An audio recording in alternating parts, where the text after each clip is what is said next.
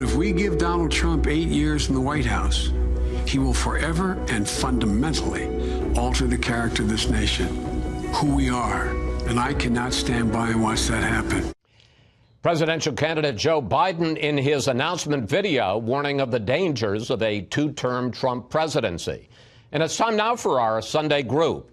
GOP strategist Karl Rove, columnist for The Hill, Juan Williams, former DNC chair Donna Brazile, welcome to Fox News Sunday, and former Republican Congressman Jason Chaffetz. Well, Karl, let me start with you. What do you think of Biden's rollout so far, his message, and the $6.3 million he raised in the first 24 hours, which just slightly beat all of the other candidates in the Democratic race? Well, I thought the message is emblematic of why in the 6 polls since March 20th, he is leading President Trump by an average of 8 points.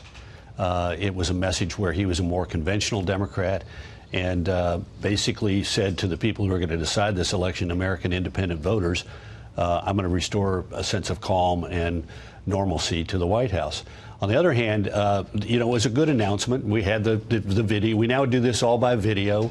We all do this now by email. The surprise was that he had access to the Obama fundraising list, and even though it is now ancient in Internet times, it's going on 6 years old, he raised a bundle of money, which was one of the questions. Is he the old-fashioned bundler, getting checks $2,800? Is he going to be able to compete in an age in which you get $40 and $50 contributions over the Internet? And that played out. Having said that, the polls say that he leads the Democratic primary, but the Washington Post ABC poll had an interesting thing. They said, name a candidate you could be for the Democratic nomination for president, and 54% couldn't come up with a name, which means this thing is wide open. He starts the leader, but this thing is wide open. Well, and in addition, while he and Bernie have 100% name recognition, some of the other candidates have much lower name recognition. Juan, let me pick up with you. One big difference for Biden, I thought, was while almost all of the other Democrats got into the race and talked about their policies, their plans for the future, Biden cast himself entirely as the alternative to Trump, and that the country can't take 4 more years of Donald Trump, and he's the answer. Well, electability is the #1 issue for Democrats. Who can beat Trump? And as Karl just said, the polls right now, I think there was a Harris X poll this week, had Biden as the one candidate right now with a lead over Trump. It's way early, but again, it gives you a sense of why Democrats might react positively to the idea. And I think from Biden's perspective, this kind of takes him above the fray with other Democrats, the kind of, intramural elbow throwing, and says, you know what, let's focus on what really matters here, the general election, and I'm the guy that can beat Donald Trump. I will add this, that Donald Trump this week came out and said, Sleepy Joe. He's not the sharpest drawer in the knife, a knife in the drawer, right? And you think to yourself, well, Joe Biden's been around, 6 terms in the Senate, Vice President of the United States, obviously good enough for Barack Obama to put on the ticket and win with. And yet, so these things aren't true. But I think that that has stopped the president. No, but I think when he comes to the video and he uses Charlottesville effectively, I think it's evidence that somebody smart's playing on the Biden team, because what we see is Trump on the defensive, having to defend Robert E. Lee. That's kind of tough. All right. Well, Biden was also on the defensive a bit, and I want to talk about that because his first big TV appearance was on The View on Friday, and a lot of time was spent relitigating the 1991 Clarence Thomas, Anita Hill hearing, in which Joe Biden was the chairman of the Senate Judiciary Committee. Here's a clip from The View. I am sorry she was treated the way she was treated. I wish we could have figured out a better way to get this thing done. If you go back and look what I said and didn't say, I don't think I treated her badly.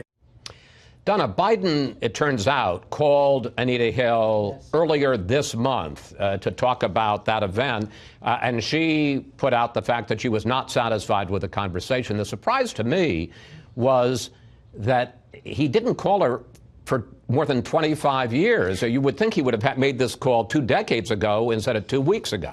Well, he understands that this is a far different Democratic Party than the party he first engaged at the presidential level in 1988. By the way, we were on the same team with the Dukakis campaign.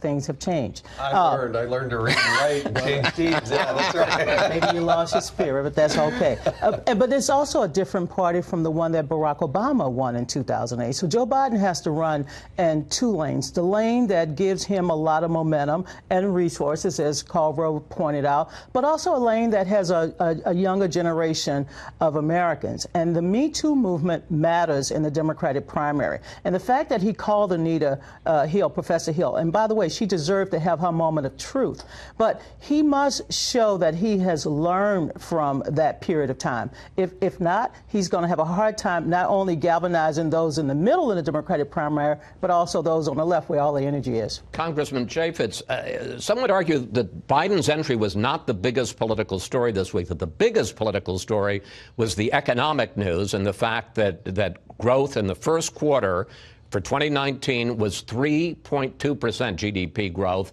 much bigger than all the economists had projected, and that it seemed to really damp down talk about a recession in 2020. Those are very impressive numbers. They're impressive numbers, and it's the best case for Donald Trump, that the economy is zooming, that people feel comfortable and more safe.